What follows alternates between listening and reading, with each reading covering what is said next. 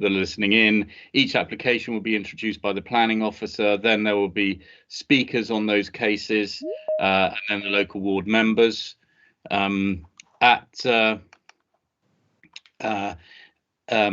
After each speaker or officer has spoken. Hi there, Mr. Smith. I'm just going through the process about how it goes. After each speaker has spoken, then members may ask for points of clarification, etc. And then we'll move into the debate, and then we will vote on a particular application. Right, so if I pass over to Miss Young just to do a roll call to check that we're all here, that'd be good. Thank you. Thank you, Chair. Councillor Abbott. I'm here. Thank you. Councillor Brazil. I'm here. Councillor Brown. I'm here. Councillor Foss. Present. Councillor Hodgson. Present. Councillor Holway. Present. Kemp. I'm here. Councillor Long. Present.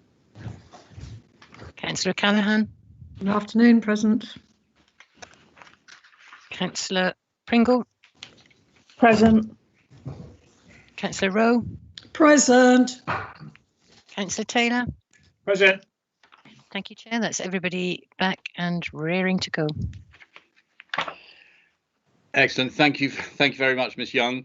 In which case we will move on to agenda item 6C, and that's the planning officer presenting that is Miss Bristow. So over to you if you're ready. Yes, I am. Thanks, Chair. Okay. Hello. Hopefully that is now showing. Yeah, whatever that is, it's showing. Is that my present? The start of the presentation? It is the start of the presentation. Yeah. My first one on this, so bear with me on that. Okay. So this is an application at Winslade Farm for a large slurry lagoon, indicated here. Switch next. So there is an existing lagoon there within this red circle, and it would be enlarging the lagoon in this location. It relates to Winslade Farm to the north, and further to the north we've got Frogmore. So looking at the site, it is in the AONB and the undeveloped coast. At this point, we're looking north towards. Over in this location is the dairy building to which it relates, and further north you've got Frogmore. Stepping a bit further back, still looking north, you can see the existing banking around the lagoon that would be expanded. And in the opposite direction, hard to see it because the existing one is relatively small. It is in this location here. So this is a plan of the existing lagoon. You can see the banking up here is relatively low. In the red line plan, helpfully this actually shows you the extent of the expanded lagoon. So the larger lagoon would fill this red line, which you'll see in this plan. So you can see it goes out. It's much deeper. It's 50 meters by 60 meters, which is the expansion is out this way, which is approximately about 32 meters wider.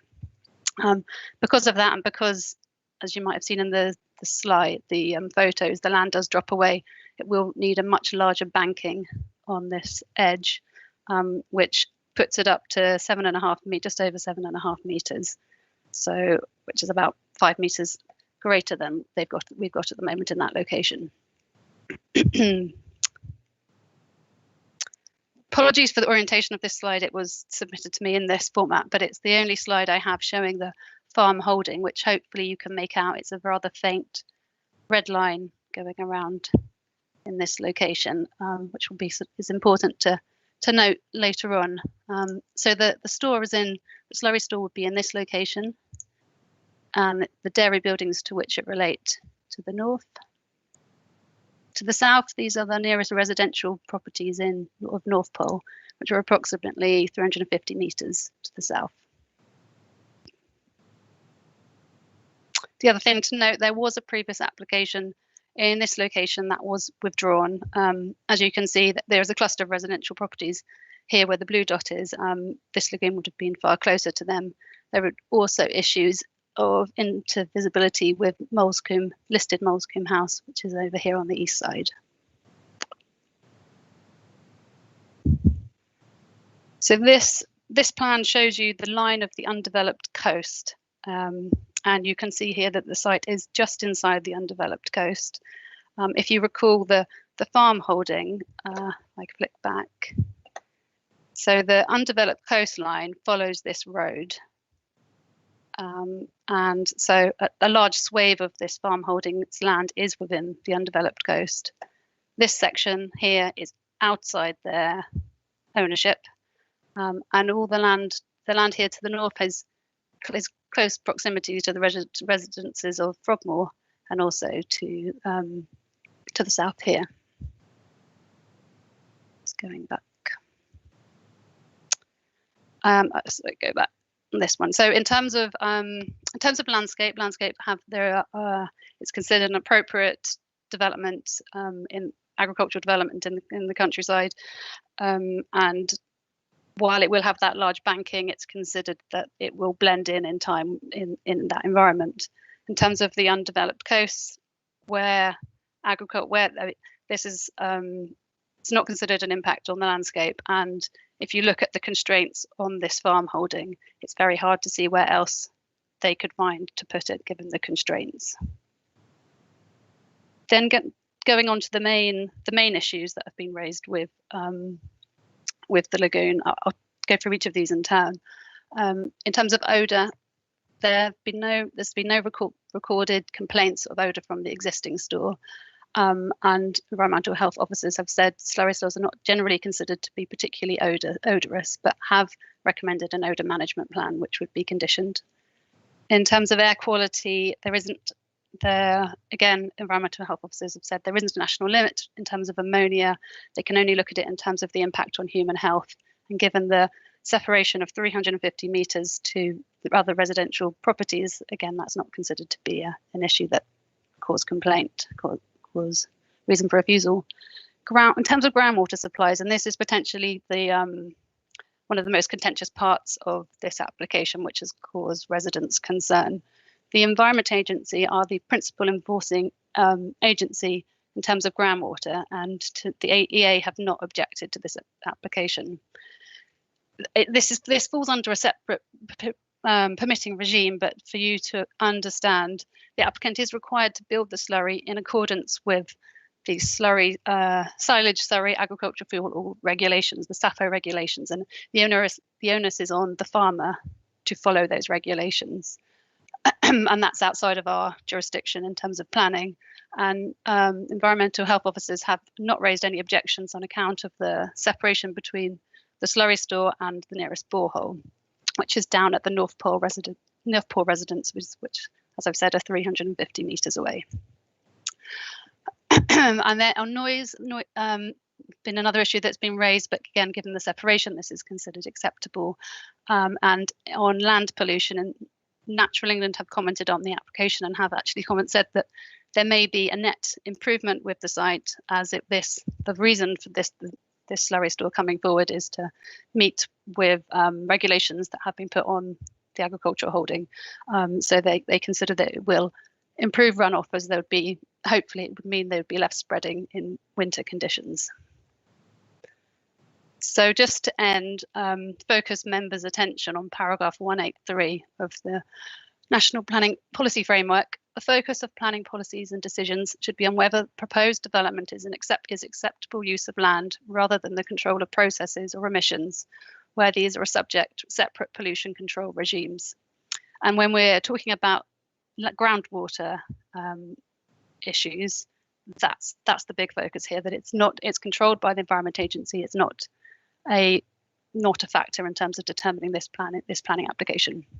So while the concerns of third parties and parish councils are acknowledged, with no objections from internal or external consultees, it is recommended for approval. Thank you. Over to you, Chair. Yeah. Thank you very much, Ms. Bristow. Councillor Hodgson, questions? Thank you, Chairman. Yeah, I just wanted to have two questions really. One is the regulations indicate that these slurry containers should have a floating cover if they're being used and a cover installed when they're empty. Obviously to reduce the amount of rain that falls on them and then sort of increases their volume and could spill over and then cause the pollution that some people seem to be worried about. So I wonder if there's an indication of that in the application. I couldn't see it. And secondly, what is there to prevent wildlife just falling in? Because, you know, hedgehogs, little animals like that, you know, normally when you put any kind of, you know, even a small pond in, you are required to have little ways for animals to get out. Well, I would have thought anything falling in this isn't going to be able to get out at all and will it be pretty horrible. So is there anything to stop that?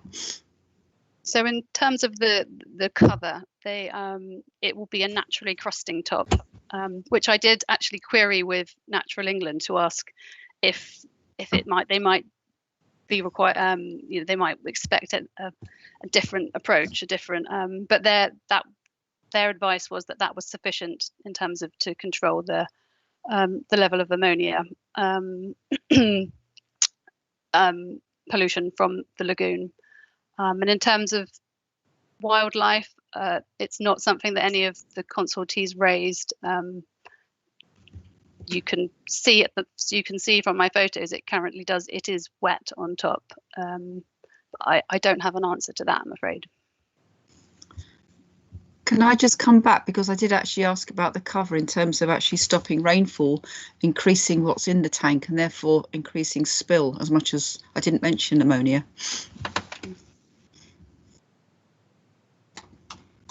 Yeah, so again, no, it's not something that any of I'm not an expert on this matters, but I have to rely on others to comment, and it hasn't come from, no comments have come from any of the internal or external consultees to say that that's a problem. Okay, thank you. Chair, if I could possibly help at this point.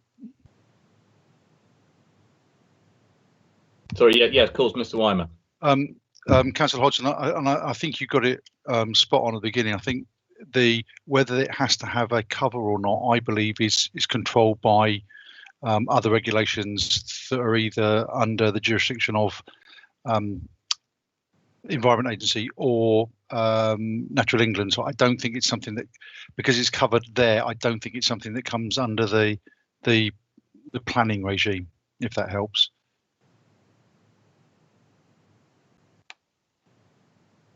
Okay, thank you, Mr. Weimer. Any more questions for the planning officer? No, in which case we will move to the speakers. And the first speaker I have is objector Mr. Smith. Mr. Smith, welcome.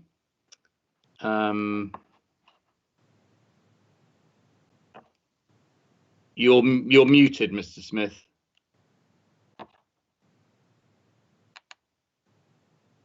Am I not muted now? No, you're not muted now, sir. So you've got 3 tell minutes. Me when. Could you tell me, Chair, when my 3 minutes starts? But I will indeed. I will indeed. You've got 3 minutes, as you know.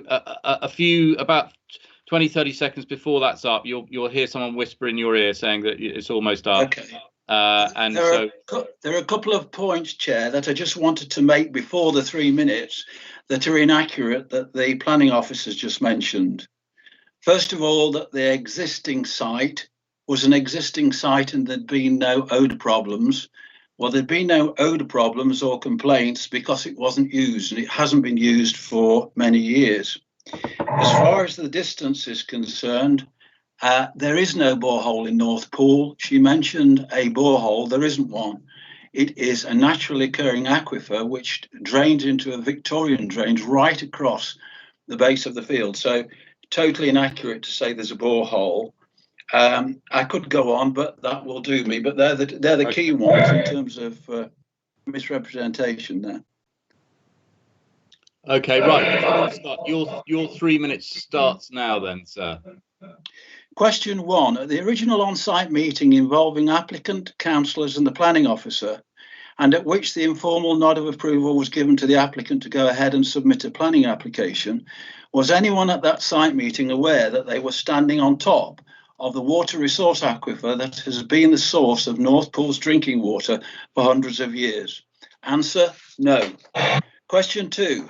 Has the council followed the recommendations and advice of the Environment Agency? And I quote, 1, it is important that the impact of the proposal on the private water supply is a matter for the applicant to demonstrate to the satisfaction of the LPA that no adverse impact will occur in accordance with MPP framework and SHDC local plan.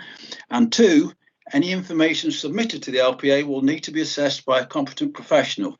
The LPA will be responsible to ensure conditions are met. Have these EA recommendations been followed? Answer, no. Question 3. Has the council followed the advice given by the Principal Inspector Drinking Water Inspectorate in London? Quote, an assessment of the potential water quality and public health impact of the proposed lagoon needs to be carried out proactively as part of the planning application review rather than reactively once the lagoon is installed. Has this been done? Answer, no. Question 4. The former disused solid waste store on the planning application site has more recently been used for cow slurry storage. Have members been made aware that since this practice and for the first time in many years, North Pool drinking water in several properties was deemed by the EHO to be unwholesome, polluted with E. coli coliform bacteria and did not meet latest water quality regulations? Answer, no. In this regard, comments from the EHO to the planning officer dated the 13th of November 2020 is alarming given the recent local drinking water pollution. I quote, there is a theoretical risk. The guidance does not identify that there is an immediate risk. The risk posed by the proposed lagoon is minimal. This and the fact that the EHO was forced to withdraw its original planning consultation submission because of key factual inaccuracies gives real concern. In summary, the council have a duty of care to, at the very least, demand a full and detailed technical and hydrological assessment from the applicant before any planning consideration. Looking at the theoretical aquifer vulnerability maps in the comfort of Folly's house is not a substitute. We have very young children here in North Pool and elderly residents, some at 92, and both groups are susceptible to the deadly cryptosporidiosis caused by animal fecal matter, polluting drinking water sources as most recently experienced and identified. Having worked in the water industry for the past 40 years, I have seen all too often examples like this where drinking water protection has been sacrificed at the altar of expediency. This is the last para. I urge members to refuse planning permission and to work with the applicant to consider a safer site in the larger acreage where drinking water and local health will not be compromised. Thank you very much, Mr. Smith.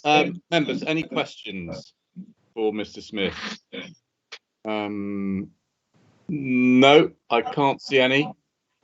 In which case, I will move to Councillor Foss. Councillor Hodgson, you wish to ask a question. Yes, sorry, my screen's a bit slow today. It keeps cutting out, actually, so I'm a bit slow getting my hand up. Anyway, yes, thank you, Mr. Smith. Thank you for your interesting sort of report. Can I just ask you, in terms of alternative, you're alluding to alternative sites. Is your issue with the absolute location or the size and scale, or do you think is that what would be your kind of, or should we say your dream on this? How would you see it as a better alternative? I don't know if that's appropriate to ask, but I think that would help inform my understanding of the points you're making. 2 points, really. I've worked in the water industry for over 40 years, and one of the things I applauded was the fact that there was increased storage required by the Environment Agency and DEFRA. That's fantastic. However, where you're on an aquifer, which is a few feet below where this is intended to be, there is an inevitability that there's a degradation of the base of those lagoons. Over 40 years, I've seen it so many times, and that's at the top of the hill, and we're at the bottom of the hill, and that's where the pollution will go. So as far as I'm concerned, it isn't the fact of what it is, it's where it is, and the fact that it really will jeopardize our water resources here and could lead to some very serious health issues. Thank you very much. Thank you. Any more questions? Now, members may have seen, although Councillor Foss is the local member, he at the time of the we were asked for delegation, it came to me, so I asked it to come to committee, partly because of some concerns about the water source pollution. So I don't know if Councillor Foss wants to speak now or to save it until. I'll speak now, Chairman. Okay. I think I'll tell the story now. I have got every sympathy with the objector, Mr. Smith. We've spoken many times on the phone about this. And the problem was where this lagoon was going to go. As you well know, Julian, it must be at least 2 years ago we walked the site. It's been ongoing for some considerable time. Slurry lagoons, by their very nature, are not very popular anywhere. And as the planning officers already pointed out, the landowner is somewhat restricted where he can put it. If you put it closer, we get problems with this site. Other sites, I won't go into details, other protests, we've had several protests, whatever has been suggested. So it was some 2 years ago, we walked with various officers along that road or just inside that road to that site. And to your great delight, you saw that the Slurry Lagoon was in my ward by the skin of its teeth. Little did you think that it would rear its ugly head with a problem in your ward. The officers we had at the time were of the view that it was the best spot, as far, disregarding the water for a minute, the best spot for it in affecting other people, i.e. other occupants of other houses, the local village of Frogmore, etc., etc. Now, the landowner has to have this lagoon somewhere. He is in trouble at the present time with the RPA and with the environmental people because he should have completed this at least 12 months ago, but has been unable to because we've been unable to resolve the problems, which again, we weren't aware of when we walked that site. As Mr. Smith has asked, I certainly wasn't aware that it was the aquifer for those buildings down at North Pool. And I do know a little about water. I can water divine quite well and everything else. But at that time, I didn't realise that that's the way the water was going. So over a period of time, it's taken various officers. Gemma was not the first officer to pick this poison chalice up. It took our officers at Folleton an awful long time to get the agencies we really needed to give us a steer on this. Whether we were in the correct place, whether we were compliant and all the rest of it. And it went round and round in circles. It came to me right 3 or 4 months ago that they thought that all the agencies involved, and I'm not going to name them all, were happy that this site was okay, provided that the landowner lined it properly, looked after it properly, made sure that there was no overspill, etc., etc. At that moment, I said, well, I'm not an expert in all the rest of it. And as a councillor, I was prepared to take and say, yeah, I would go with it. But I did go to Councillor Brazil and say, are you happy? Because I knew he had his people in his ward really concerned about the water. So I was quite happy when Julian, our chairman, said, do you mind if I pull this and take it to committee? And that's where we are today. It has been very complicated, very difficult, ongoing situation. And to be quite honest, I don't know what the answer is, but I do know that we do have to allow that farmer to have a slurry lagoon somewhere on that farm for his cow herd to comply with the regulations he has to comply with. Otherwise, he could lose a lot of money. So that is the situation we're in. I may want to say more later, but I'll let you carry on, Chairman.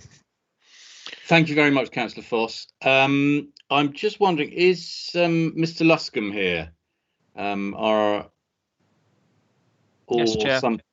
Yeah, Mr. Luscombe, I wonder if you could make a few comments in respect of, I mean, obviously, you know, we've had our opinion from the planning officer, but if you could help us out a bit here as well, that would be useful. I'll try my very best, Chair, and good afternoon, members, and Mr. Smith.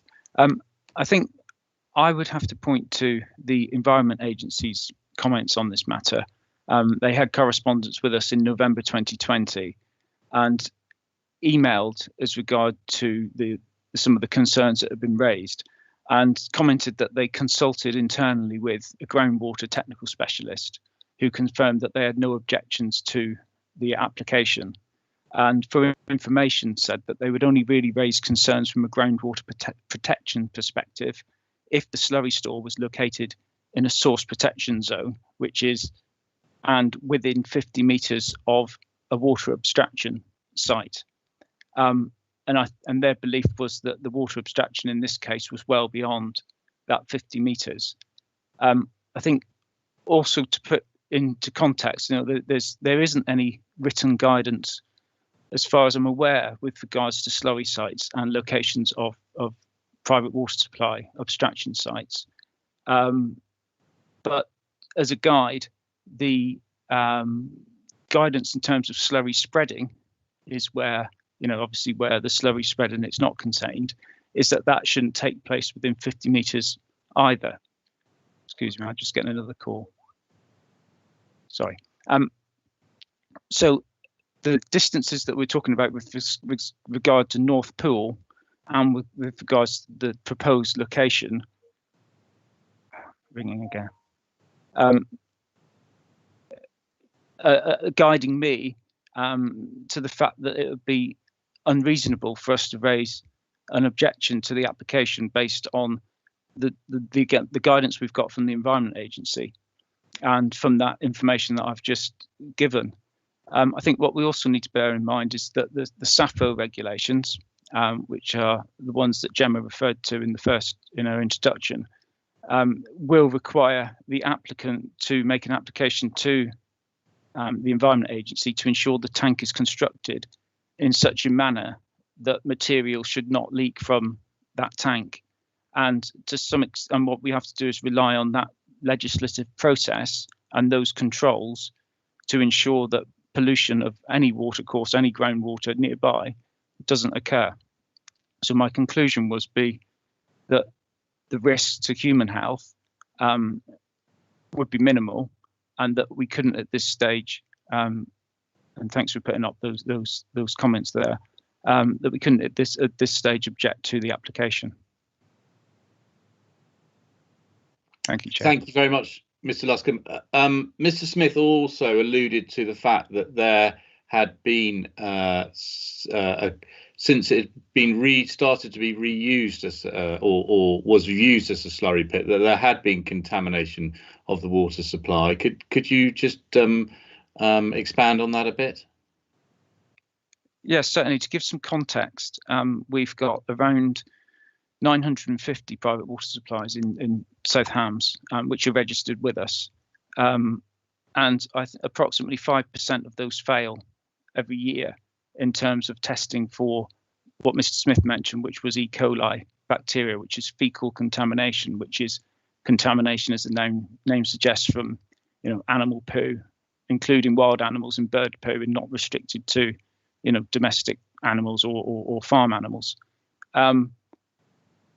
So it's not unusual that such contamination is found in a private supply, and it's for that reason that environmental health has its role of testing and ensuring safety of supplies by making sure that appropriate controls are in place to prevent those bugs which could be found within the system actually causing a problem to the consumer, so that people would either typically filter or have a UV system.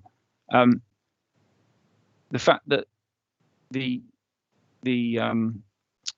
water sample that I've seen, and I believe it's the same supply that Mr. Smith is alluding to, it did fail for fecal coliforms, but interestingly, there wasn't a failure for nitrates or turbidity. So again, although not crucial evidence, that bit of evidence does make me think that actually it was. I can't tell you the reason that the supply was contaminated, but it doesn't appear to be gross contamination from something like a slurry leak or runoff from a slurry pit that you might expect. I hope that's helpful.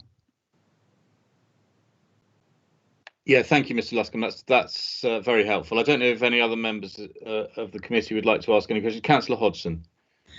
Yeah, thank you. If I just may ask Mr. Luscombe regarding waters that end up in public water supplies, and that Mr. Smith has referred to as being contaminated with E. coli. I think by the time a lot of the cleansing is actually a sort of physical filtration. So a lot of the turbidity that you've referred to, surely that would be removed. But E. coli are good survivors. I actually have a background in microbiology. So my understanding is that E. coli could very easily end up in the water supplies from this source, but without the other indicators that you're referring to, like turbidity or nitrates, that could be lost in the process of actually reaching it, but nevertheless doesn't make the E. coli any the less potentially dangerous to drinking water supplies. Am I correct in that assumption? If I'm understanding you correctly, I think it would depend on the type of treatment that is in place. Typically, private water supplies would have filtration and ultraviolet UV lighting as well to kill any bacteria which are in the supply. So and again, it depends on what test you do, because I think for one of the tests for North Pool, there is a chemical analysis of the supply as well, and certainly I think in that chemical analysis you would expect to see higher levels of nitrates, if there were any, and other trace organisms or trace elements. In terms of the turbidity, depending on the system, it might change the turbidity, and so I take your point on that the filtration might have actually made that water clearer than it was at source. Thank you. Yeah, I mean, it's not clear from what Mr. Salt said, but I'm just thinking that maybe if these are kind of private water supplies, but being fed by this particular aquifer, then physical kind of filtration, like, gravel pits and that, the water often just goes through. It could, it might not be adequate, and that's why this might be a risk, because some of those private water supplies that have bores that are feeding off this aquifer could be at risk. I just wanted clarification. Thank you. Thank you, Councillor Rowe. Thank you, Chairman. With reference to this private water supply, I assume there are no mains water supplies in that region, in that area. And if that is the case, I would assume that the farm itself would be on a private water supply also, for purposes of I think they've got a large dairy herd there. And if they were using private water supply for a very large dairy herd, the company to whom they supply their milk to would be constantly testing the water, because they will have high hygiene standards too. Is that correct? Perhaps Mr. Luscombe could answer that, please. Well, can I just say first of all, Councillor Rowe, that actually this farm, it doesn't have a dairy herd. It doesn't, right? It's the one opposite that does. Right. So, okay. That's not where the cows are. That's fine then. Okay. Yeah. Thank you. Okay. That won't apply then. No. I will answer the question, Councillor Rowe, the best I can through you, Chair. I'm not aware of a main supply in the area. And I don't know what the farm is using for its supply to for their own domestic premises, or to any farm applications that they've got. There is another private water supply in the area, I believe, at Molescombe, which is around 590 metres from the slurry tank that we are considering. Thanks. Thank you. Thank you, Mr. Luscombe. Any more questions? No, in which case we will move to the debate. Councillor Foss.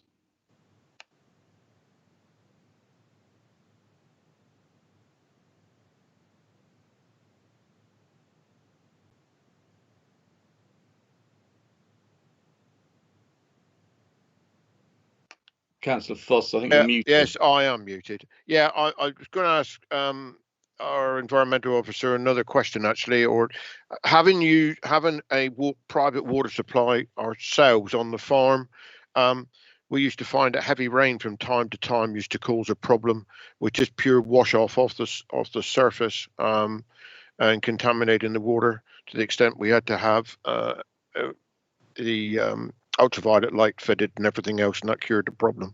I'm wondering whether this sudden problem at this place might have been caused by that even before the slurry was there due to the heavy rain we've been having these last winters.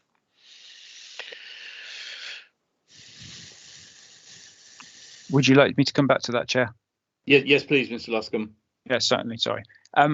So, contamination of private water supplies can occur for various different reasons. As you said, high rainfall can be a contributing factor. It can wash lots of different bacteria from the environment into that supply. What I would say though is that the bacteria might become, or the chemicals even would become less concentrated because you would have a higher volume of water in that supply.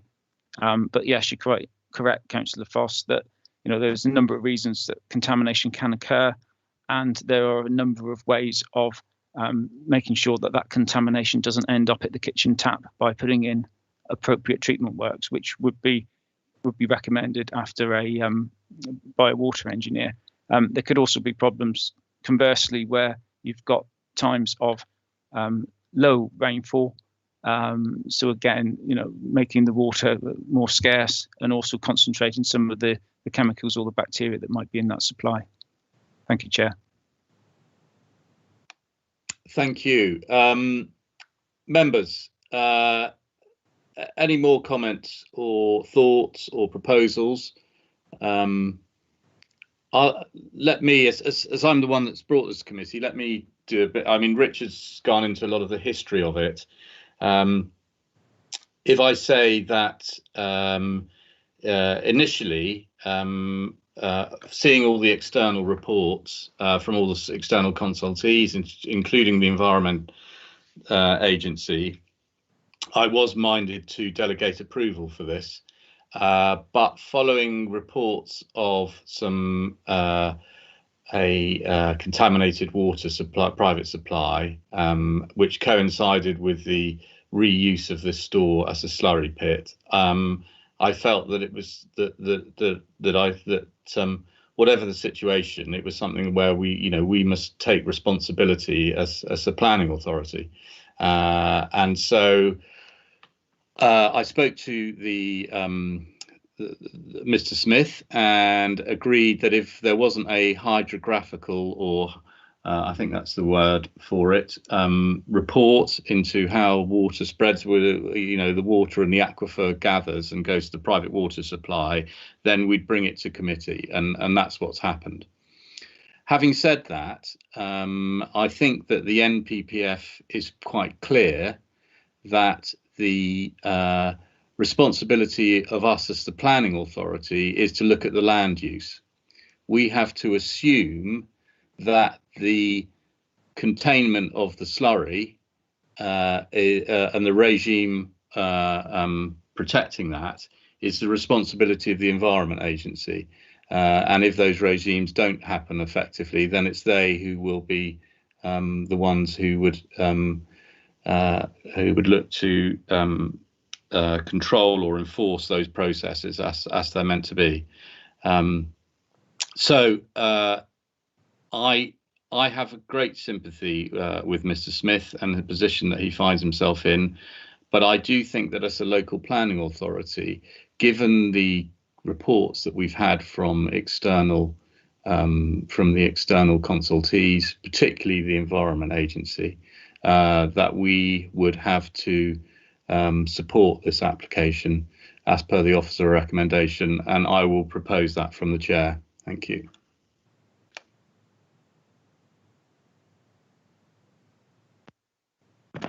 Chairman, I will second that on the very same reasons you and I have discussed this enough times. The very fact that we've no real choice, we've got to go that way. We're not in a position to turn it down because it's out of our hands, basically. Members, any more comments, please, before we go to a vote on this? No? Oh, Councillor Rowe. Yes, Chairman. Well, I'm just wondering what's the need for this slurry operation, because they don't milk cows there. What are their farming enterprises within that area that they need this? No, Councillor Rowe, you've got me wrong. The farm below the slurry pit is not the farm that's putting in the slurry pit. The farm to the Winslade farm absolutely does have a large dairy That's herd. what I thought, yes. Yeah, so sorry if I confused you there. So that does indeed require, and it's by legislation that they have to have this. Yeah, I understand that then. Yeah, that's fine. It was just that I know the area reasonably well, but I don't know it ever so well. So yeah, that is what I thought. But then I thought, oh, I'm not quite sure about that. So I understand the need. That's fine. Thank you. Thank you. Councillor Taylor. Yeah, I think that's exactly the same questions I was going to ask, because I was wondering why they need a slurry store if they haven't got a dairy yard. But you've answered that question. Thank you very much. Okay, right, members, no more questions, in which case we will go to the vote. Miss Young, over to you, please. Thank you, Chair.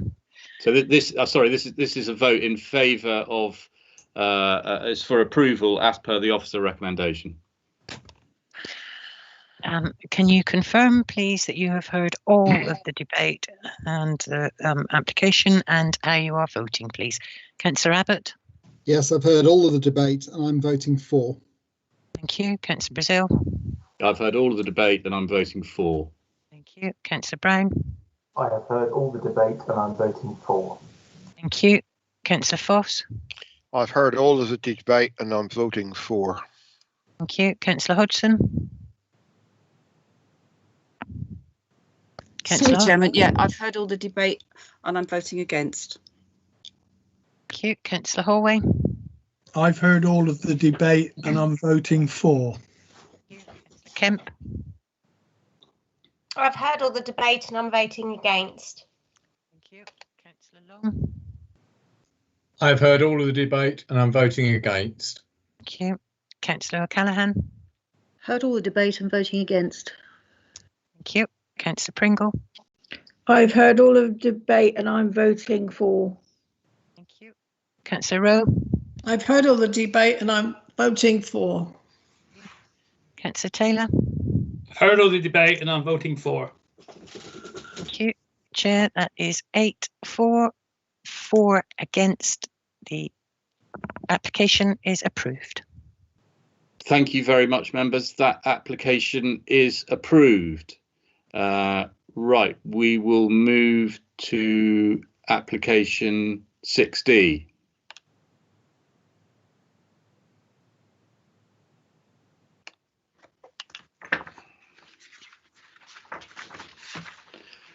Sorry, Ms. Bristow, it's you again, is it? Yes. It is, yeah, it's me. Yeah, okay, excellent.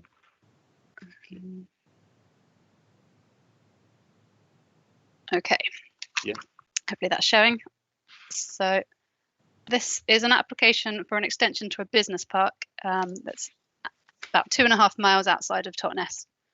As you can see here, it has one adjoining residential neighbour, which is Coombe Farmhouse, which you can just see outside of the red line on this side of the road. Here, just to give you an idea of the distance outside of Totnes, according to Google, 6 minutes, but it is in an isolated location down here. You can see that on this Google image, it is quite well enclosed by existing hedging within the surrounding farmland. So just take you through photos to talk through the site. This is the entrance into the business park. Coming further up the drive.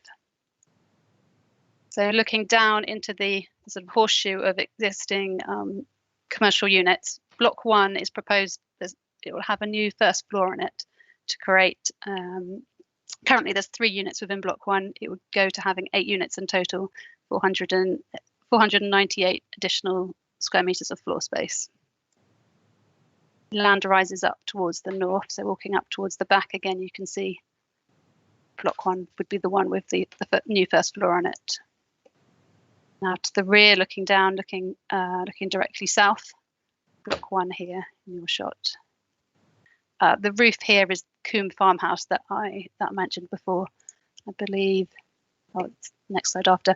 To note as well, there's a group of ash trees here.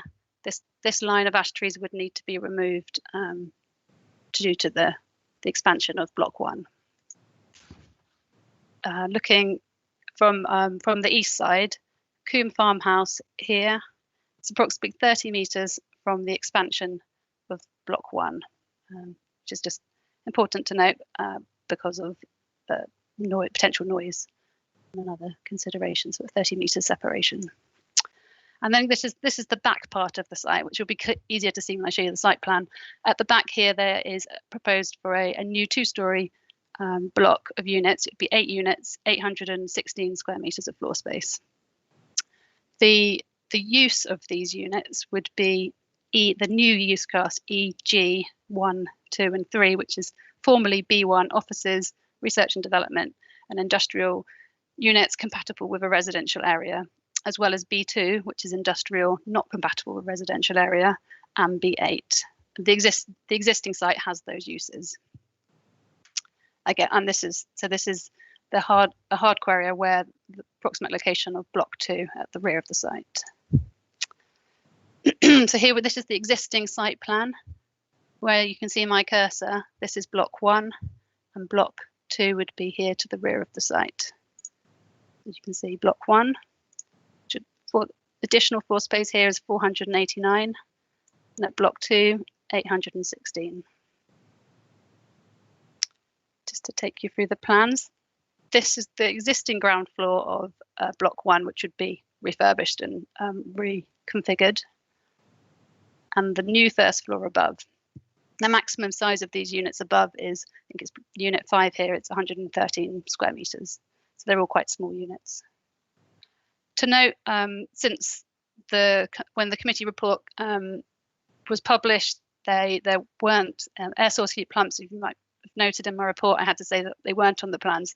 They've since been added, so we now have the air source heat pumps that were recommended within their energy statement, which means that the development overhaul can achieve a 48% reduction in carbon. So they'd be to the rear of these these units, which, if you recall the location, Coombe farmhouse further down here is a sort of 40 metre separation to that nearest residential property. And again, they have also put change to what was on the website. They've now got solar PV to work with the air source heat pumps. And this is a look. These are the elevations of the extension to block 1. You can see here the butterfly roofs, cladding on the bottom, a sort of industrial look to the units. And to the rear, because the land rises to the side, that's why you don't see the full height of them at this point. Then turning to block 2 at the rear of the site, again a change to the previous plans. We've got solar PV on the roofs, and I think here I've shown them here that you've got the air source heat pumps. Again, 8 new units at the back, all 100 square metres each, and the roof. Elevations exactly the same, in keeping with the extension to block 1, so bringing the consistency to the design across the business park. And to the rear and the side. So just to recap, the existing floor space of this business park is 1,250. The additional floor space proposed with this application is 1,314.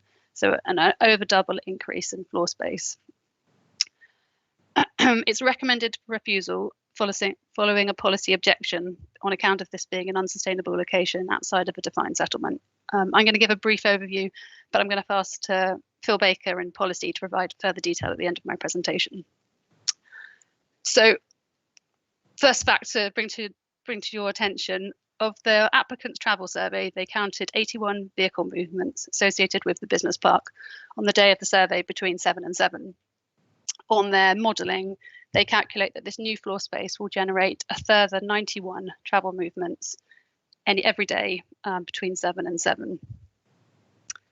Policy state that there is an existing supply within extent, consents and allocations, which you can see here within the thriving towns and village area. This is the supply we already have, and down here in this bottom part, this is the need.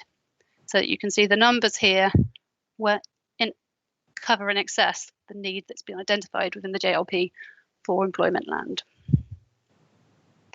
Also, to bring to your attention, the JLP doesn't make provision for employment on the small scale, and as it does not envisage employment being delivered outside of the top 2 tiers of development. Hence why there's a 0 here within sustainable villages. Although to note, this site isn't within a sustainable village, it's isolated within the countryside. The JLP does make allowing for expanding existing employment sites, but only when they're considered in sustainable locations. And given the substantial increase in floor space and the location of this one, it's not considered to be met. The applicant makes the case that the development meets the needs for small-scale units for more creative businesses who do not favour the typical business park or industrial estate. And they've submitted a waiting list of 29 applicants for the units. The officer's opinion is that while we acknowledge the attractiveness of working in this rural site, there is no means to use the use class order to condition the units to be specifically for creative industries. So while it may be more attractive to those types of industries, we can't control that. So you'll hear more from Phil on this subject, which is the crux of it. And just a brief side to outline the other the other matters. In terms of amenity, it's considered this can be mitigated with conditions, and there's one window looking towards the Coombe farmhouse, and that could be obscure glazed. The design is considered acceptable, subject to conditions on landscaping. Just to show you, this is the site in relation to the area of outstanding natural beauty, and you might be able to just pick out the land rises here, so it really is in quite a dip in the land, so there isn't any intervisibility between A1B and this site. Highways have said the proposal is acceptable in terms of the impact on the road network, access and parking. There have been third-party concerns raised on drainage, but specialist drainage engineers have said that they haven't raised any objections. They have submitted an ecology report which demonstrates 30% net gain, which is actually considered very good. The policy target is 10%. If members were minded to approve this development, it would need conditioning and be subject to a Section 106. And as I mentioned earlier, the application does now include air source heat pumps and solar PV. So we can categorically say there'd be a 48% carbon reduction. They haven't submitted a travel plan, which is disappointing. It would need to be a condition, although members should be aware that because we're not looking at one business here, we're looking at a number of different businesses, how far the travel plan could go to control the movements, given each unit will operate independently, is unknown, and may have limited weight on a business park such as this. And that's it. Thank you, Chair. I'll pass over to Phil Baker if he wants to add on the policy objection. Yeah, thank you, Ms. Bristow. Is Mr. Baker there? Yes, thank you, Chair. Thank you, Gemma. Good afternoon, members. I just like to take a couple of minutes just to expand on why there's a policy objection and just offer a couple of issues that you might want to consider when it comes to the debate. Of course, I acknowledge that members are going to recognise that there's a lot to support in this application. There's a clear desire within the members to be supportive of the rural economy, and that's a shared aspiration within the joint local plan, which supports appropriate rural development.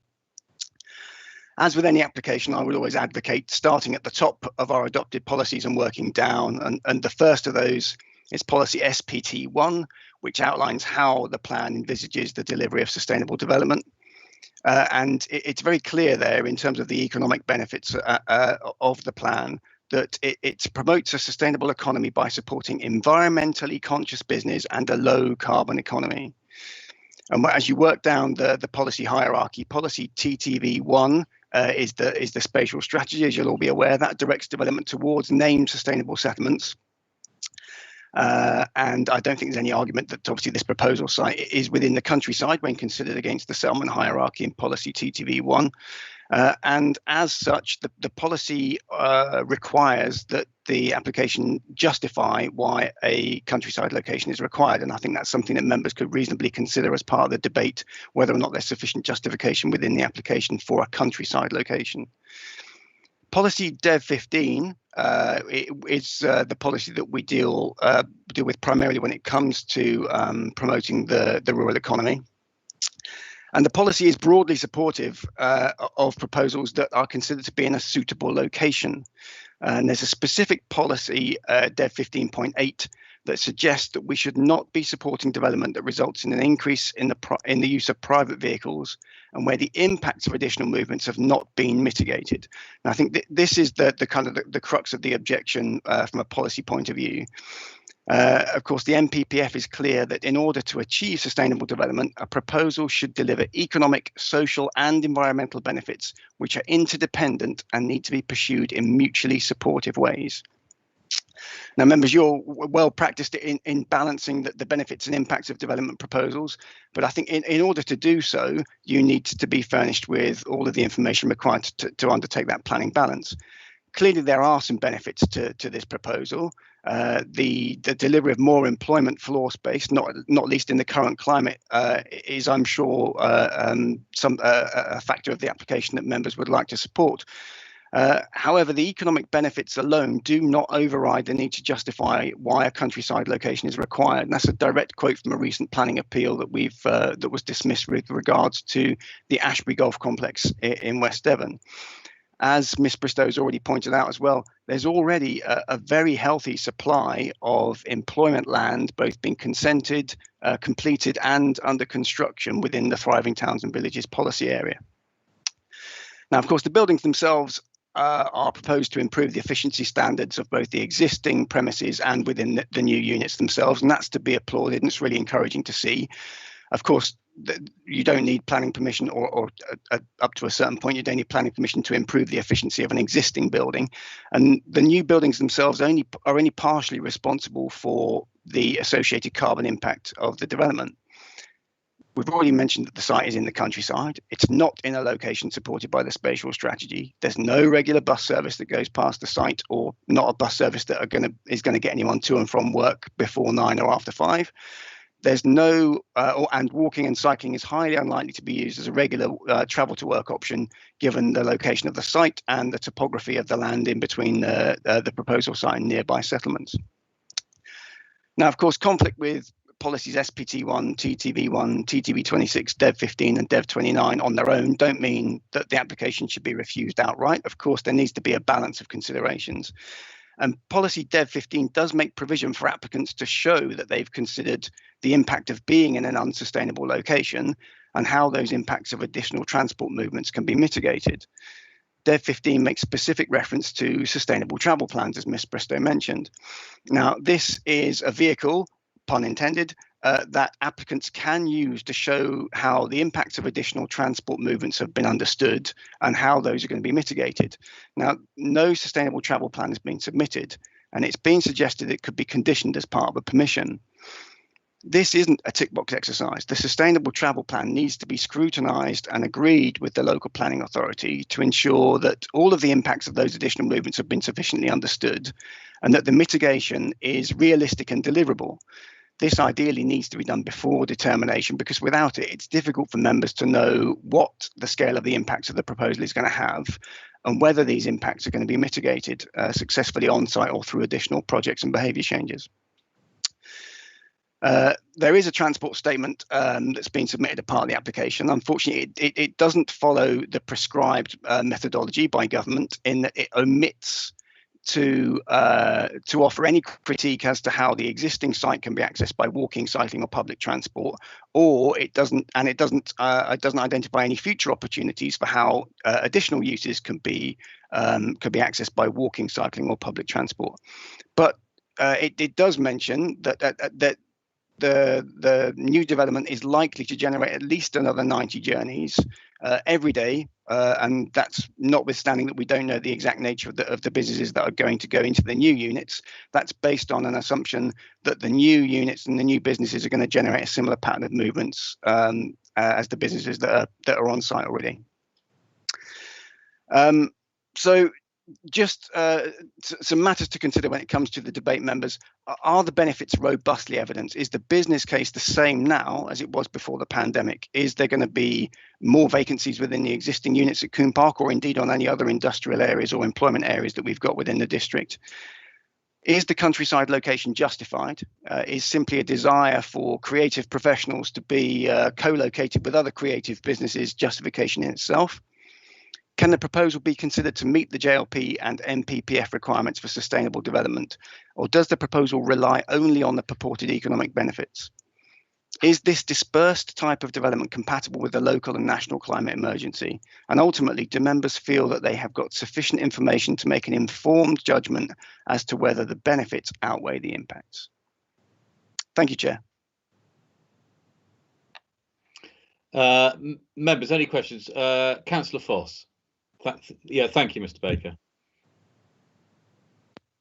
Yeah, well, Mr. Baker won't be surprised that I'm going to ask a question. I mean, I think some of the policies we've got in our joint local plan let the countryside down something chronic.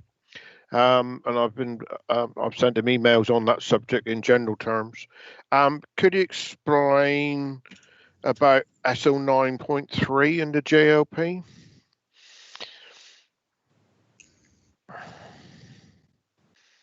I think that if you allow me to locate SO 9.3, Councillor Foss. Yeah, it took me a while to find it. It's all right.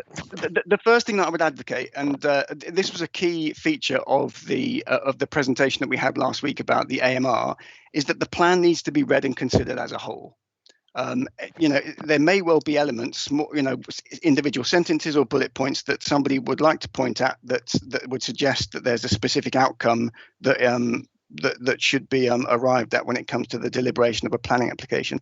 As I've said, the right way to apply the policies in the plan is start at the top and work down. When it comes to the specific considerations of a strategic objective, which one was it? SO 8.9? SO 9.3. SO 9.3.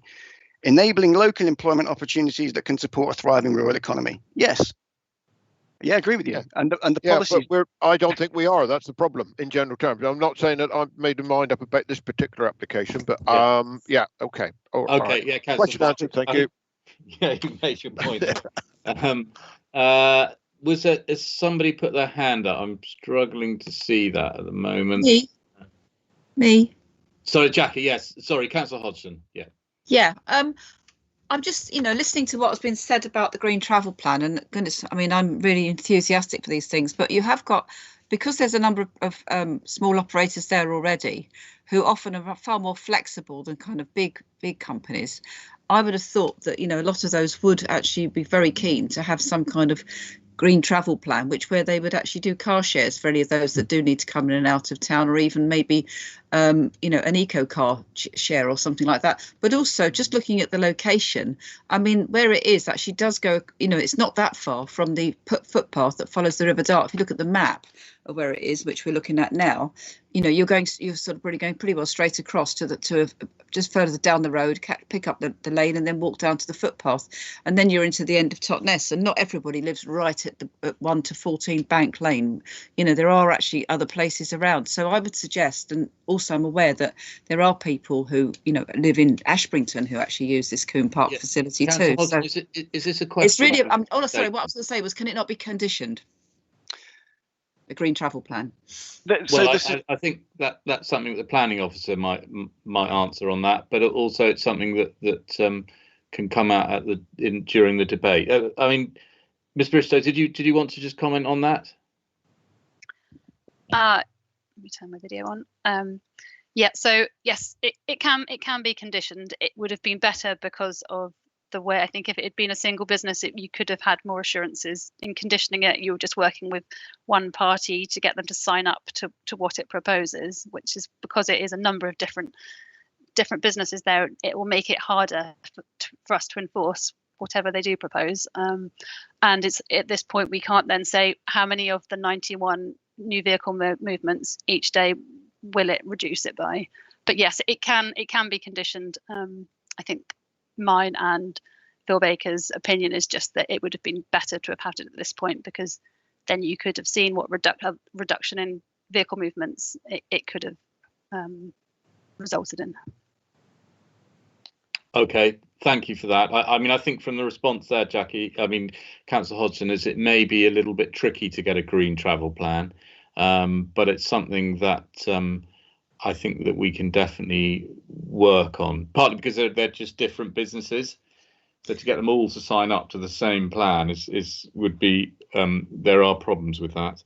If I may, though, Chairman, I mean, we do seek green travel plans from other developments where new houses are coming in. I don't see that this has to be any different. I mean, we've had that with Fullerton. Well, yeah, I think you'll find those green travel plans are more about sort of cycle routes and footpaths, etc., like that. No, I mean, they're co-cars and things like that, actually.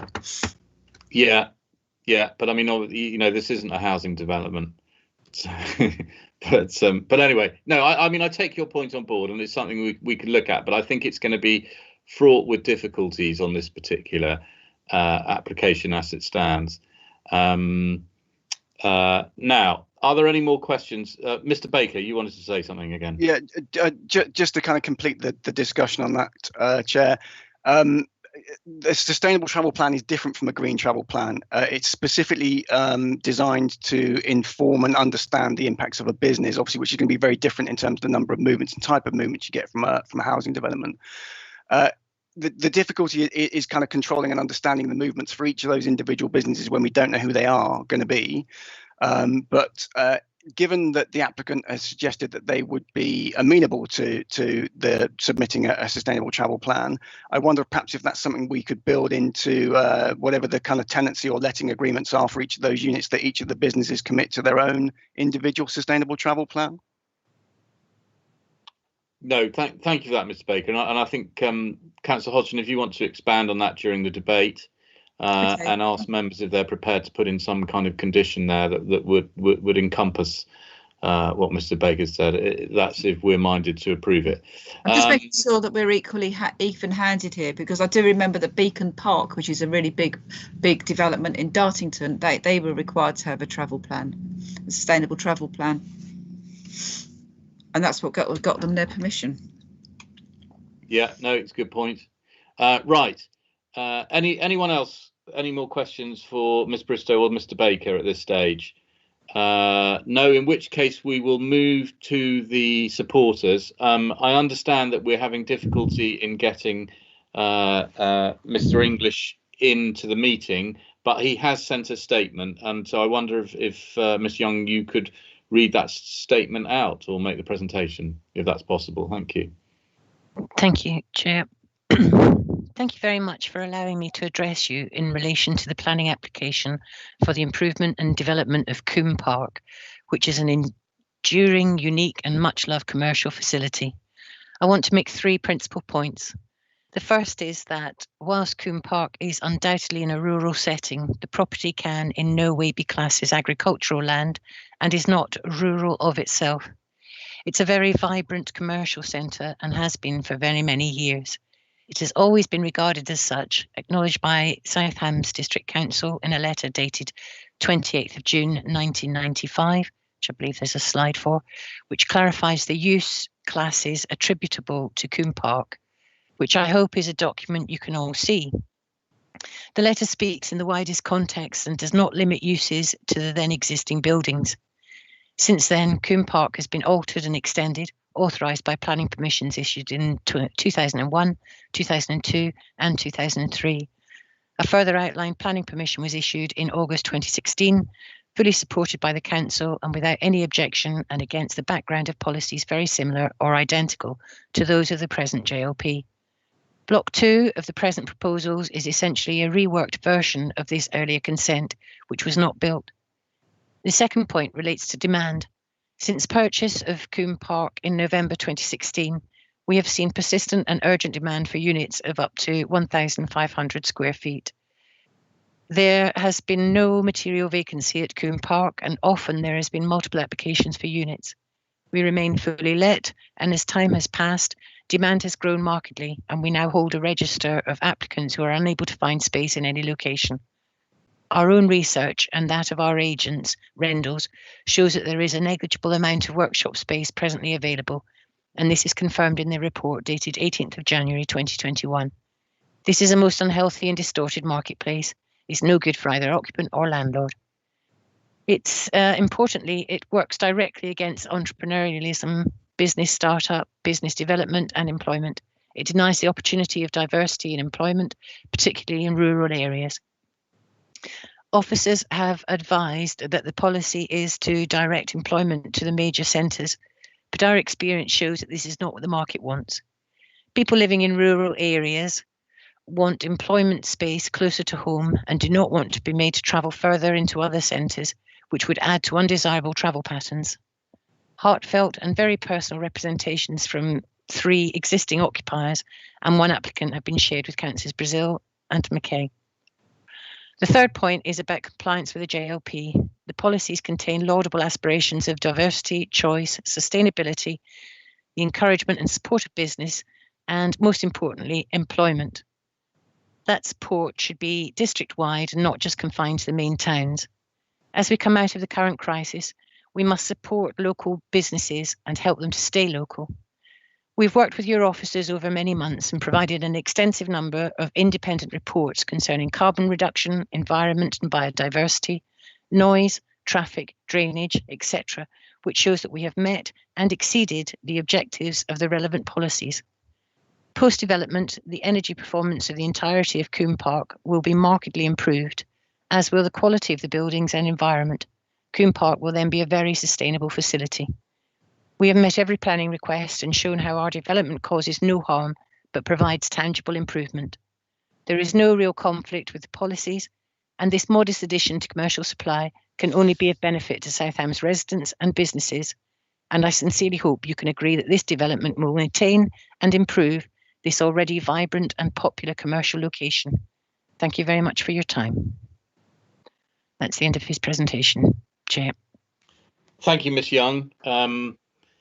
Members, if you've got any questions for Miss Young? No, that's a joke. But thank you for that. Right, so we will now move to the local ward member, if he's here. Councillor Mackay. Yeah, thank you, Chair. Okay, Coombe Park is a long-established commercial facility. It dates back to 1982, so it's been around for nearly 40 years. It's located approximately 2 miles from the centre of Totnes and now has a reputation for housing a very diverse range of businesses. There is a culture of collaboration and common interest amongst its tenants, and I know this because I've been privileged to be able to help some in the past and have been impressed by the sense of community that exists there. It is, I believe, a living example of exactly what's needed and what we should be encouraging as part of building a local resilient green economy. Some of these businesses will need the flexible space to grow, which is exactly what the proposed development will provide. It will have the potential to provide local employment, both through the primary needs of the business and, of course, its secondary needs like office cleaning and other services. Some of the businesses will employ over 10 people, so some of them are not small. Most importantly, it addresses a real need for workshop space. Just recently, I promised to help someone to find a small workshop that was reasonably local to where he lives in Harberton Ford. I put word out on the local Bush Telegraph and phoned local facilities, and I have so far failed to deliver on my promise. Just for instance, Bridge Farm, which is another facility outside of Harberton, which has about 20 units, has a very, very long waiting list. And also in preparation for this meeting, I Googled industrial units in the area, and there simply isn't anything suitable for a small business that wants to stay local. The applicant has a permanent internet advert that has received over 2,000 viewings in the last 12 months, so I understand. I have looked at the Coombe Park waiting list of over 30 businesses.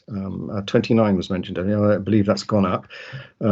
Over half of which are from the immediate locale, between 2 to 3 mile radius of Coombe Park, in Totnes and Ashbrington and the surrounding area. Many of which have emailed me about this application. These are businesses that feel they need better accommodation in order to flourish.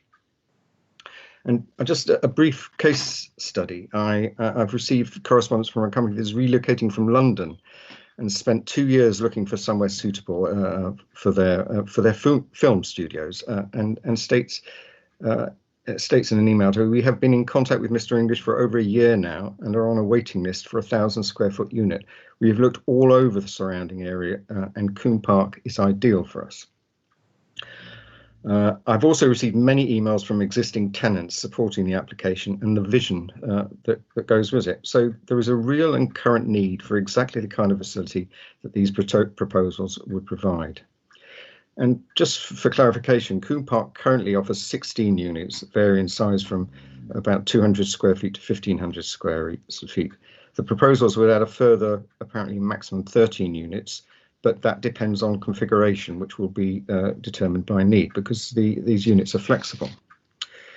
Now, understandably, the owners of neighbouring properties are concerned about how these proposed expansions might intrude into their lives. And one of the biggest concerns, of course, is noise. The local parish council supports this application, but with a caveat about noise, suggesting there should be limits on the type of businesses allowed.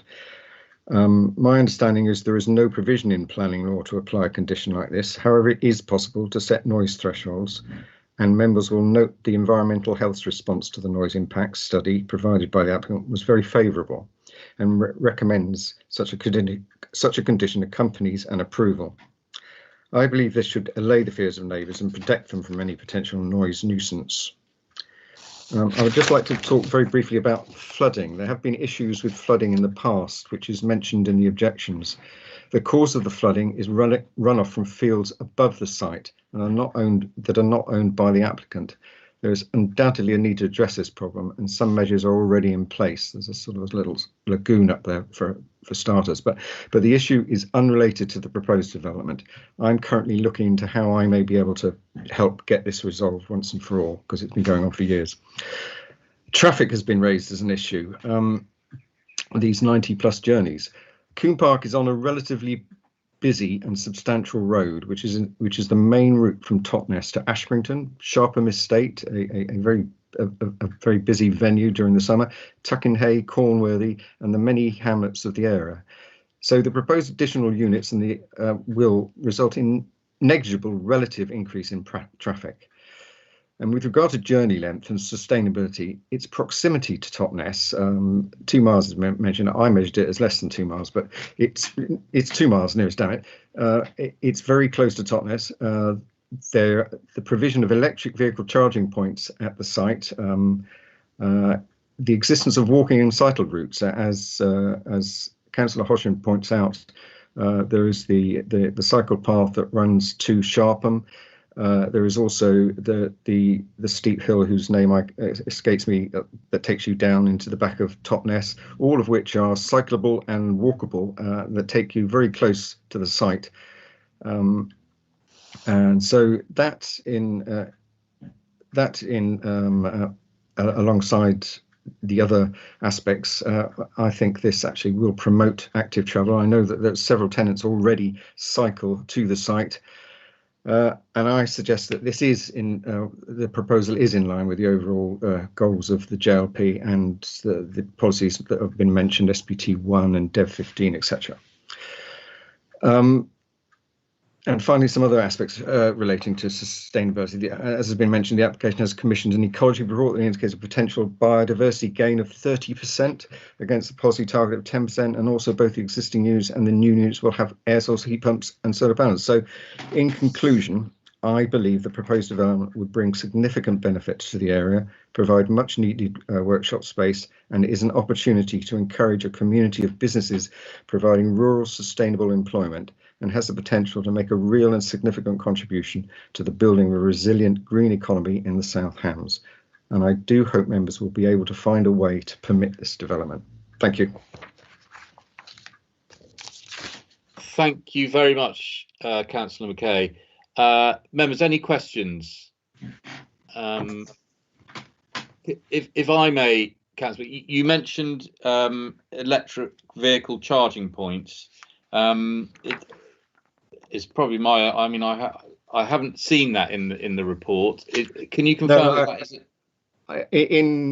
Whilst preparing the spiel that I've just read out to you, I did talk to the applicant about this, and there is apparently already one electrical charging point there, and he has plans to put in many more when they during the course of the build.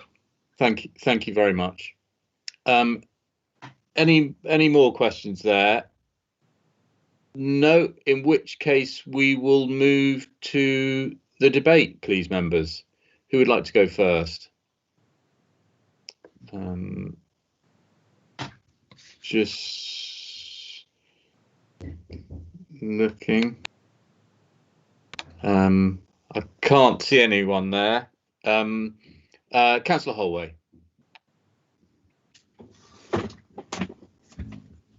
Thank you, Chairman. Yeah, I totally agree with Councillor McKay. I do think that if you declare somewhere unsustainable, it tends to be self-fulfilling, and if you declare somewhere sustainable, that tends to be self-fulfilling as well. And it worries me that there's so many parts of the countryside that we are declaring unsustainable, and so they become unsustainable. There's already a number of businesses on this site. Having more businesses on there, there will be more mutual support.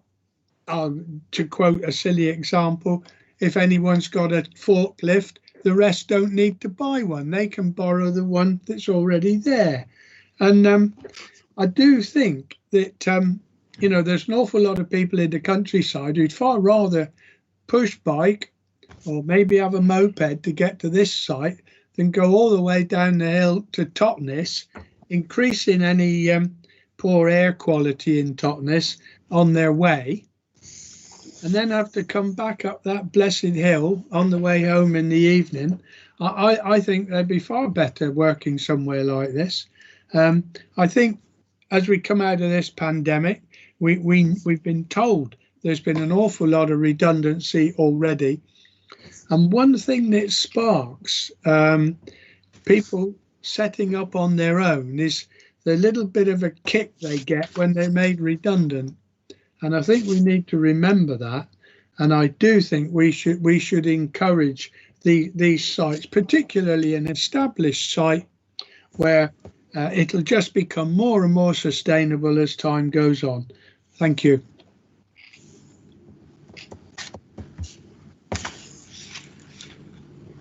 Thank you very much, Councillor Holway. Did you propose? Sorry, I just missed that last bit. I missed that, but yes, I'm more than happy to propose approval of this planning application. Lovely, thank you. Seconded. Yeah, we'll do that. We'll come over there. Councillor Hodgson. Yeah, thank you. Yeah, I'm very happy to second the proposal for approval of this, as has been outlined. I'm very concerned that, the stringent application of our JLP policies is, okay, it's intended to take us into a different direction in terms of how we deliver development, but to turn the whole of the South Hams into just towns with suburbia and sort of like dying villages and dying hamlets and dying business parks like this one would be, I think it's irresponsible, and I think it's reckless, and it doesn't help our rural communities. I think to see this relatively small economic development area, this small business park with little workshops of all different sizes and quite a multitude of people working together. I mean, in sense of community, to see that wanting to expand and not expand, I would say, very sustainably, given what they're offering, I think is actually a good thing. And I think it makes the ones that are there more sustainable, as has already been pointed out. I mean, as you know, as we say, if we could condition a green travel plan, which I think would probably fit in well. I'm sure that wouldn't meet with any objections. It's very good to see that they're trying to put in 30% biodiversity increase, which is really unusual. And I think that provides us with a good model. So it's really fitting into some of the aspirations of our sustainability values of our JLP, and also giving that good model with the air source heat pumps and the PV on the roof. Yeah, I'm looking at the map, looking at where Beacon Park is, which is a huge development that was well, went through very easily, shall we say. And then that's further away from Totnes than this discrete business park. So I'm happy to support the recommendation. Well, the proposal for approval. Excellent. Thank you, Councillor Hodgson. Councillor Abbott, please. Thank you. I find the arguments convincing that this should go ahead, and I will be backing the vote to support its development in contrast to the refusal. Thank you. Councillor Foss. Yeah, thank you, Chairman. Let me have a second bite at the cherry. I am very concerned about some of our policies that are affecting some of these applications at the present time. Councillor Foss, I appreciate that, but I don't want to have that debate. I've got to say this because I think the problem is the policies. I know there are other applications that have come forward have not been fortunate enough to get this far, and I think it's just something we need to look at. And as far as I'm concerned, small developments like this are important. We're killing off the rural community. You know, to get everything into the 4 centres, it sounds fine, but then what happens to the green travel? So I will be supporting this application. Thank you very much, Councillor Foss. Councillor Long.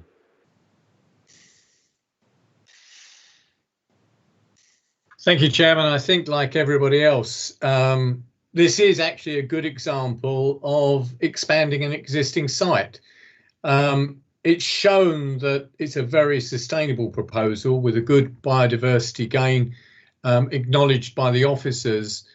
Everything tends to get the boxes ticked, you know, by officers, apart from it appears to be too far from somewhere and the use of vehicles. Well, vehicles over a time are going to go to electric.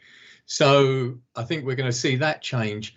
I think this is a good example and a good way that the smaller communities, the rural communities, can actually have an existence. And I think what everybody else has said, you know, we can try and put green travel plans in, we can condition things, but yeah, this is one that I would wholeheartedly support, and I think is a good example of what we can have in the area. It is, in great terms, relatively close to Totnes, so I don't see that much of a problem with it. It's well screened, it's operating well.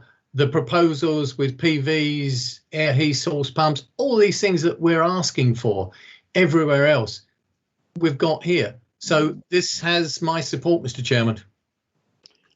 Lovely, thank you very much, Councillor Long. Right, members, we've had a proposal by Councillor Holway to recommend approval. That's been proposed by Councillor Holway. Seconder, I wasn't quite sure who seconded that. I heard a voice, but I wasn't quite sure who that was. It's me. Oh, right. Yeah, Councillor Hodgson. Yeah, Councillor Hodgson seconding that.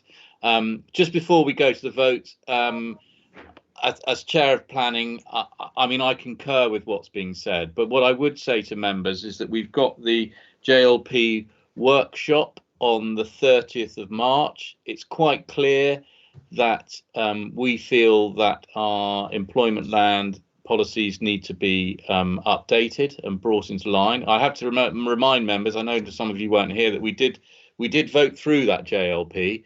So those are our policies that that strategic planners doesn't feel we're sticking with. So I would encourage every single member to try and get along to those meetings, that meeting on the 30th, so that we can try and influence how we can make sure that applications like this are not against our policies or don't appear to be against our policies as they are. And I think the reason why we can make an exception for this is obviously there's an existing site already. It's relatively close to Totnes. The environmental and biodiversity gains are excellent, and I think I can understand why members would want to support this. So over to Ms. Young to take the vote, please.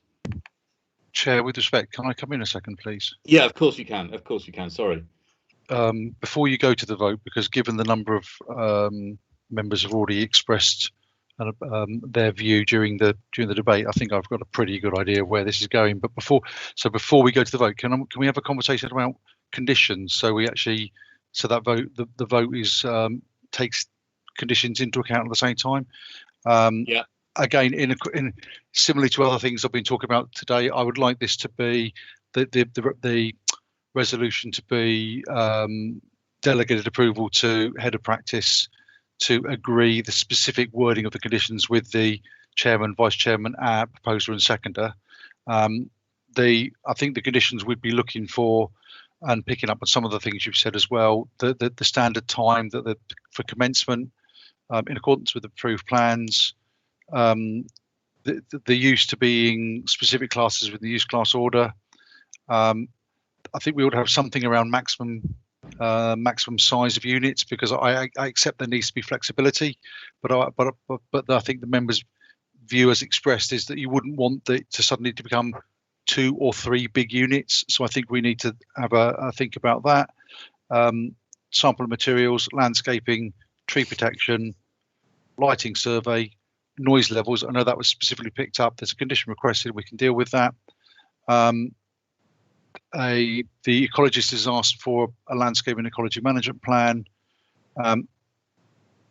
We do need to have a condition to ensure that the air source heat pumps and the PV panels are actually installed. It's all very well put them on the plans, but if we don't have a condition say you've got to do it, then they don't necessarily have to. It becomes tricky. So I'd like that to be there.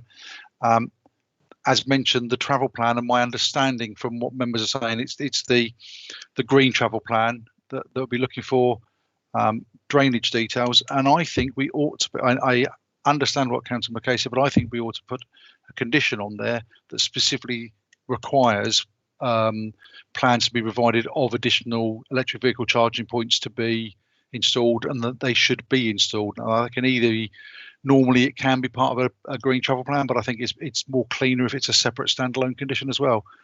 Thank you, Chair. I've got nothing else unless any members feel that I've missed any of the conditions. Thank you, Mr. Weimer. That was very helpful, and apologies for rushing to the vote before you could say that, because I think that's absolutely crucial that we get that. Members, you've heard the type of conditions that we would want to impose if members are minded to recommend approval. Councillor Hodgson. Yeah, thank you, Chairman. I just wanted to ask if we could put something on a lighting plan, because bearing in mind this is out in the countryside, that we could put a limitation. I mean, I'm assuming they've probably already got some external lighting there already because they've been there so long. But is there some kind of limitation, or that there should be a lighting plan that is agreed in consultation with the officers as part of Mr. Weimer. Through you, Chair. I apologize if I thought I did mention lighting strategy. Apologies if I didn't. Yes, of course, we can put a condition on about lighting strategy. Thank you. Okay, thank you. Councillor Holway, as proposer, are you happy with that raft of that came up there? I am, Chairman. Yeah, thank you. Okay, good. Right, in which case we will move to the vote. Miss Young, please. Thank you. Excuse me, councillors, could you confirm that you have heard all the debate and let me know how you are voting with regard to approval of the application? Councillor Abbott. I have heard all the debate and I am voting for approval of the application. Thank you. Councillor Brazil. I've heard all of the debate and I'm voting for. Thank you. Councillor Brown. I have heard all the debate and I'm voting for approval. Thank you. Councillor Foss.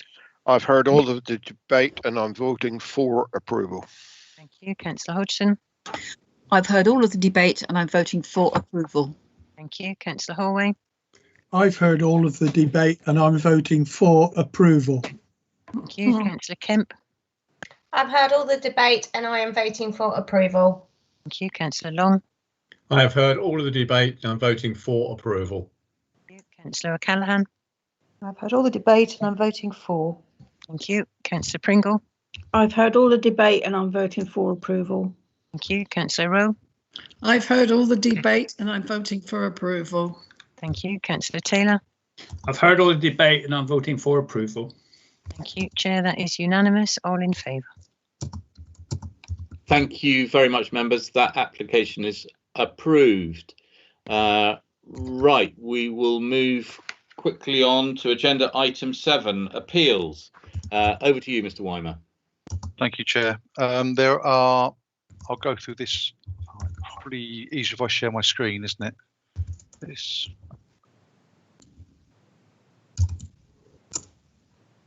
Okay, I'm assuming members can see this. Holler if you can't. So that's the wrong report. It's appeals you want. Oh yeah, no, sorry, that's item 8. Yeah. Yep. So the first one, and if this is quite, I think this is a very well worded appeal decision. This is one of those buildings where through permitted development rights, it's got permission for a flexible use, in this case a cafe, but that permitted development right does not allow any physical changes to the building. And what was put in were works to allow the conversion of a barn to a flexible use. There's been a previous appeal dismissed. The inspector considered that the scale and extent of the change to the proposed building would be harmful, but that there were benefits, but they were outweighed by the harm caused. There was an application for costs, but that was dismissed. I'll just bring this one to your attention because a number of you have asked whether this was ever appealed, and clearly it was. Members may recall, this is the second one, sorry, at Bickley. Members may recall it was the application that came to you on the basis of a MPPF exception dwelling, the rather large predominantly timber structure out near Shore Prior. That has gone to appeal, so it'll be interesting to see how the inspector deals with that one. And I think the other one that I recall being a committee decision, I think, is this one here at Shoot Park, Marlborough. I'm sure Councillor Long will correct me if I'm wrong, but I'm pretty sure that's the one that did come to committee where you disagreed with the council's agricultural consultant in terms of need. Mark, have I got that? Is that the right one? No, that's incorrect because that was officer refusal anyway. Apologies. That's my mistake then. The only other one where it's been a decision, and again, I think this is a really good decision from a personal perspective. It was a conversion of start-based doors to 2 dwellings. The inspector considered that the works wouldn't have harm to the A&B, wouldn't have harm to the neighbours, wouldn't have harm to future occupants of the proposal. But, and there's quite a lot of really interesting debate in the inspector's decision, considered that there was a reasonable prospect that a business could continue in those stores, and because of that, considered that the application should be refused. Which after reading through it, I think it's, as I say, I think it's an excellent decision, and really sets the bar very high in terms of an applicant demonstrating that there's no longer a business use for a rural shop. Happy to take any questions on those. Pat, I've got a question, if I may. Yeah. And it's one that you haven't mentioned, actually. It's the Churchill Retirement Living Limited. Yeah. Can I ask if we are going for costs on that?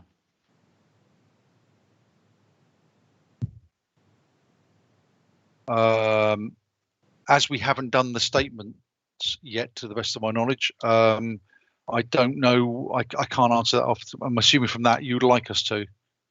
Absolutely. I mean, I think it's.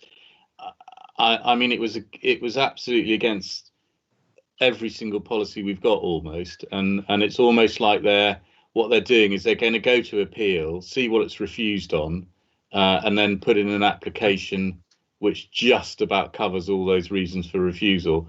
And as such, I think that we should go for costs. Okay. I don't know what the local members think. I mean, I know they're not on the committee. I mean, Jackie may have a view on that one. Absolutely. Yeah, absolutely. Can I look into that and report back to you at the next meeting? Yes, please. Yeah. Thank you. Any more questions on these? Before we move off this, Becky, I don't know whether there's anything you'd want to bring in terms of appeals.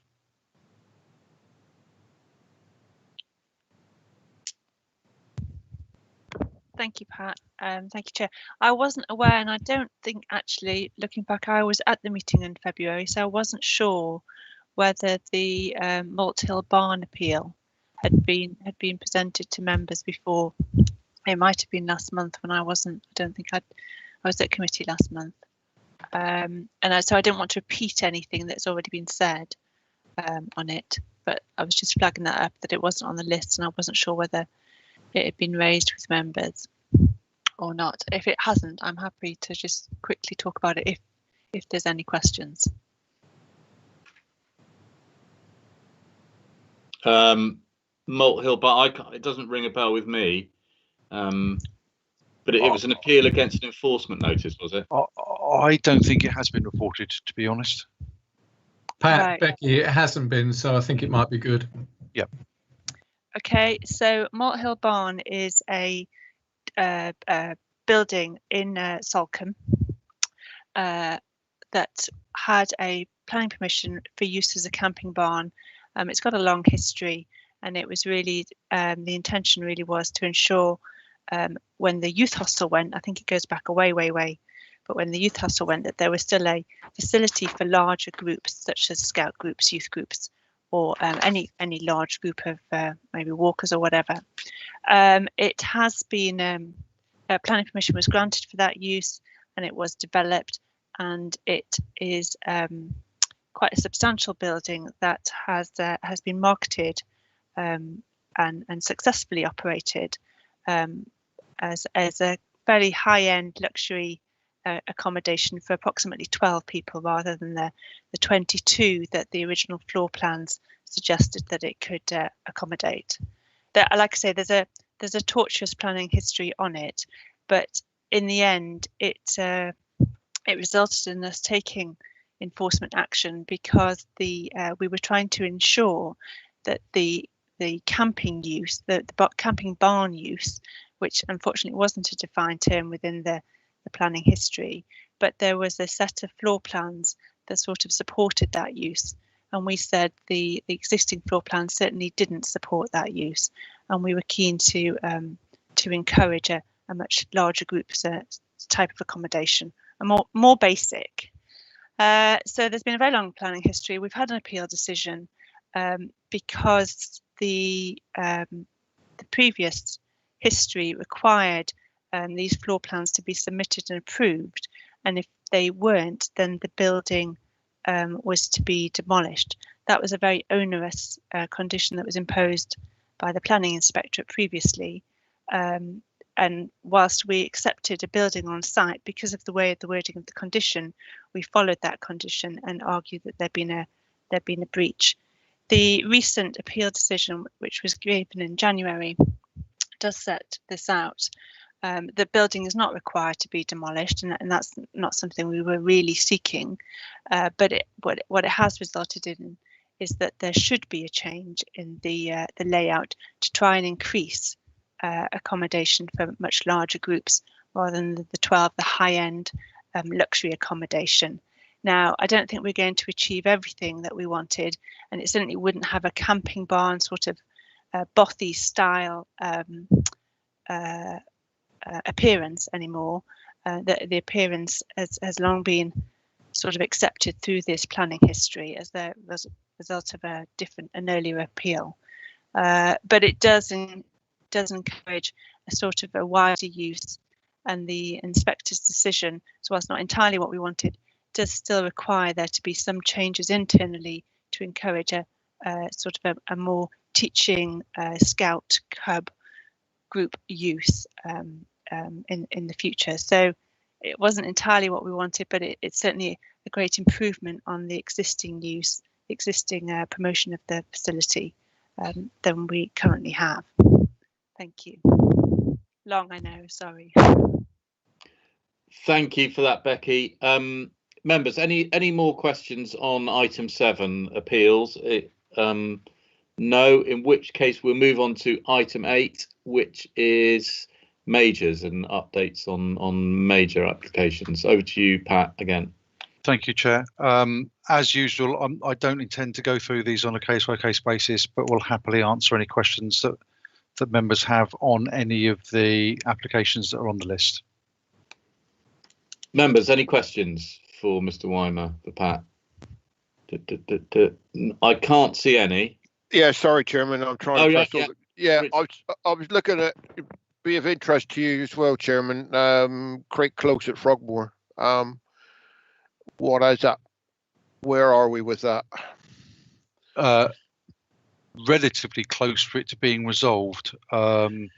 It's down to the applicants to sign, the applicants to sign a Section 106 agreement. I think there's now been agreement with the landowners, but they're waiting for the Section 38 agreement to be agreed with Highways. Becky, I don't know whether this is one you're dealing with or not, but the last conversation I had with Charlotte is she felt we were getting very close to the first application being approved, and the second one will then be withdrawn because it will no longer be necessary once that one's approved. I will need to check the up-to-date position, but I think it is more of a Devon County Council matter. So I've not been doing anything on it recently, but I can get an update to you, Councillor Foss. Yeah, well, I did have an email from Charlotte a while ago now asking whether with the changes you've got, would I sign it off? And I said, well, subject to the gentleman with his garden and all the rest of it. So we will. Yeah, that's fine. Okay, right. Lovely. Any more questions, members? No.